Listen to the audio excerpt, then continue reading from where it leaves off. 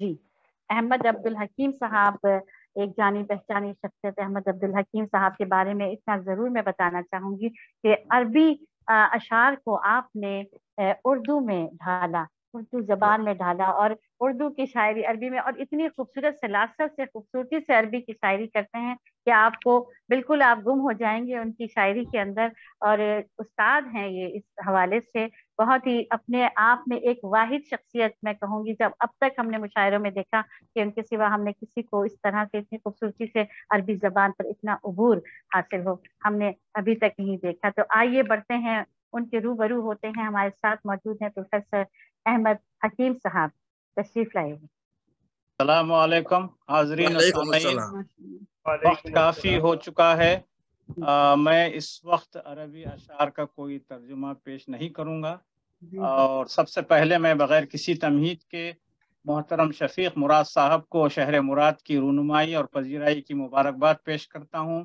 اور جناب صدر کی اجازت سے 4 مصرے شہر مراد کی نظر کرتا ہوں۔ ماشاءاللہ۔ عالم اردو ادب کا بالیقین، عالم اردو ادب کا بالیقین، ایک حسین گلزار ہے شہر مراد۔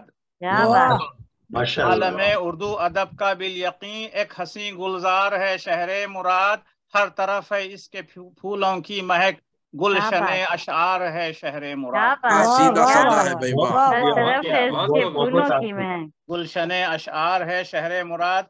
حاضرین، شفیق مراد صاحب کی ایک مشہور غزل ہے کہ کوئی جھوٹا نہیں شفیق مراد، سارے سچے ہیں، کیا تماشا ہے۔ میں سمجھتا ہوں کہ شفیق مراد صاحب کو احمد صاحب اس کا ترجمہ ہونا چاہیے، تو عربک میں آپ کر ہی دیں گے نا، بعد میں کر دیں گے، اس وقت میں زیادہ بور کرنا نہیں چاہتا۔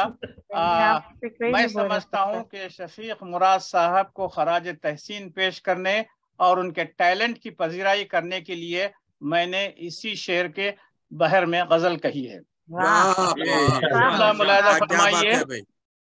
مطلب ملاحظہ فرمائیے، رسم اجرا کا یہ خلاصہ ہے، رسم اجرا کا یہ خلاصہ ہے، ایک تخلیق کا اضافہ ہے۔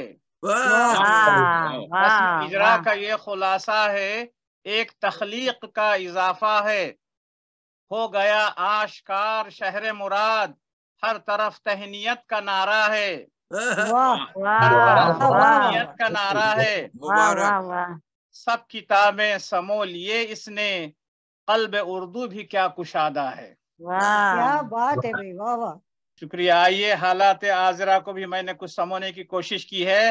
عالم رنگ و بو میں ہے ہلچل، ہر گھڑی ایک نیا دھماکہ ہے،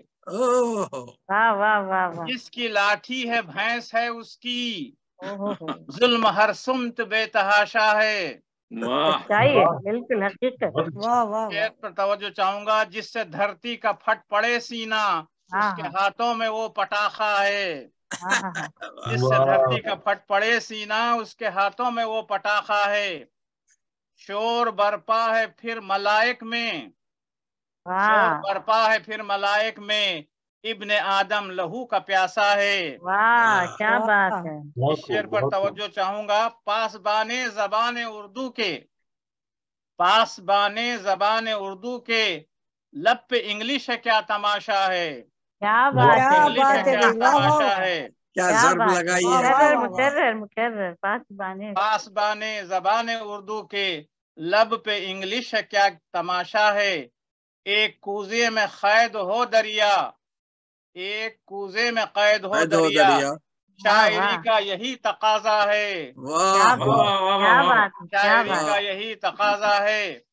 کلام مجید میں ایک آیت آئی ہے کہ لقد خلقنا الانسان فی احسن تقویم، یعنی اللہ تعالیٰ نے انسان کو بڑے خوبصورت انداز میں متوازن پیدا کیا ہے۔ آئیے اس پس منظر میں، جس میں خاکی بشر کی صورت میں، جس میں خاکی بشر کی صورت میں روح کا کیا حسین لفافہ ہے، خاکی بشر کی صورت میں روح کا کیا حسین لفافہ ہے، اور سر مختہ شعر، یوں تو پردیس میں ہوں میں لیکن، یوں تو پردیس میں ہوں میں لیکن، फिर भी उर्दू से मेरा नाता है। मुलाहिजा फरमाइए, ये जो उर्दू ज़बान है अहमद, ये जो उर्दू ज़बान है अहमद, अपनी तहजीब का असासा है, असासा है, एक तख्लीक का इजाफा है।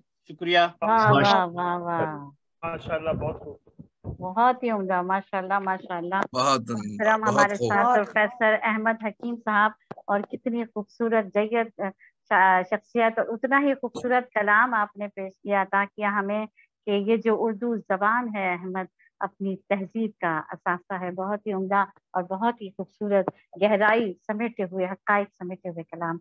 जज़ाकल्लाह।